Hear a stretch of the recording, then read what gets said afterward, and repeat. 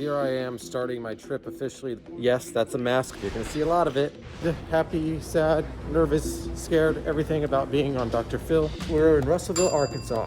I'm feeling lucky. I wanna buy a lotto ticket. This is gonna win me 22 million, okay? And I'll be on Dr. Phil again when I become like cursed by the lottery. I had a lot of time to think about all these crazy accusations against me. These women have tried to tarnish my name. What I really want to prove to Dr. Phil through a polygraph exam is that all these women are mistaken and that I am a professional massage therapist. We have finally made it to LA. It's almost 5 a.m., so I'm gonna go straight to bed. I feel once I explain what happened, how the misunderstandings happened to Dr. Phil, he will clearly understand where I'm coming from.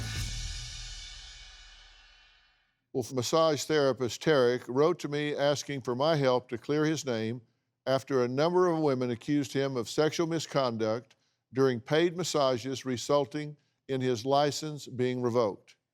As we just saw, he's so desperate to clear his name that he spent the last 3 days in a car driving 2,000 miles to be here today to proclaim his innocence, answer these allegations, and tell his side of the story. Now, Tarek says the women accusing him of being sexually inappropriate, sexually assaulting them during massages are, what he says, mistaken. And he knows that he can pass a polygraph to prove it. Here's what he has to say. I have been a massage therapist for about 5.5 years. My business has been very successful. In 2019 alone, I gave 1,163 massages. Julie was a client I had a year and a half ago. Julia received your standard 60-minute Swedish massage. Julia said Tarek rubbed his face on her feet and placed his male genitalia, and that is not true at all. Julia's allegation regarding my genitalia touching her is completely false. It not only upset me, made me a little bit angry that Julia came up with this allegation. I think she just wanted attention.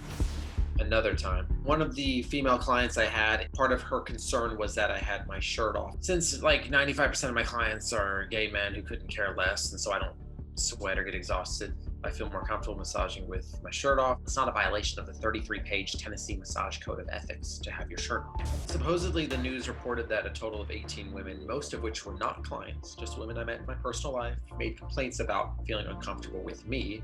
I am aware of at least 9 of the supposedly 18 complaints. As far as the other half, I don't know who they are. We asked you about a massage therapist whose license was revoked after 15 women accused him of inappropriate sexual behavior. Law enforcement is already very familiar with the individual in question. About a month ago, the Tennessee Department of Health unanimously voted to revoke my license. I've lost the biggest source of income that I have. No one cares to have sympathy for me. I want to keep my record clean, and I'm fighting now to do that.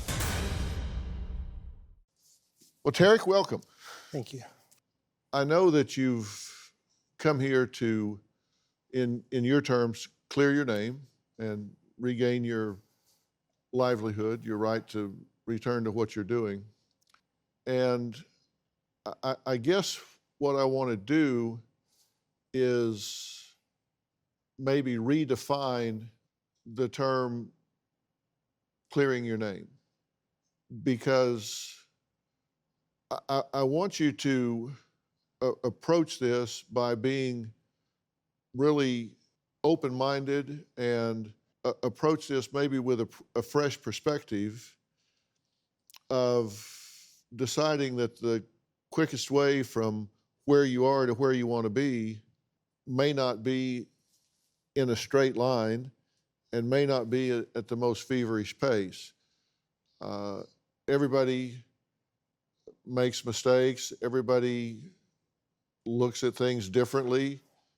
You may have been misunderstood in some ways. You may have had a different set of boundaries than other people. I mean, I don't know. You've got an awful lot of women that feel that you crossed boundaries. So I just don't think it's credible for you to say, absolutely none of this happened, zero zip, nada. And I'm really wondering if that's the approach that you want to take here. Well, hey there, thanks so much for watching. And while I have you, do you have a story or a question for me? If so, I do want to hear from you. Click on the link in the description and tell me what's going on. You just might end up right here with me on the show. And of course, don't forget to subscribe. Click that little red button below. You know you want to. What are you waiting for? Do it!